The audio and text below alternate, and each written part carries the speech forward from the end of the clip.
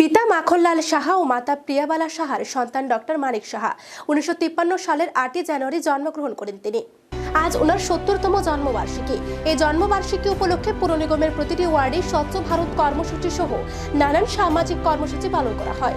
সোমবার এরই অঙ্গ হিসেবে 20 নং ওয়ার্ডের কর্পোরেটর রত্না দত্তের উদ্যোগে স্বচ্ছ ভারত কর্মসূচি পালন করা হয় বলে জানান তিনি।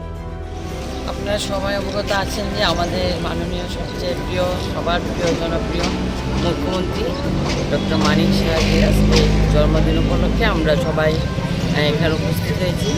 আমাদের মাননীয় মুখ্যমন্ত্রীর জন্মদিন এবার আমরা স্পেশালভাবে পালন করতে যাচ্ছি। আজকে ওনার জন্মদিনে আমরা প্রথম স্বচ্ছ অভিযান করব, তারপর আমরা বৃদ্ধ আশ্রমে গিয়ে ফল বিতরণ করবো, ফল মিষ্টি।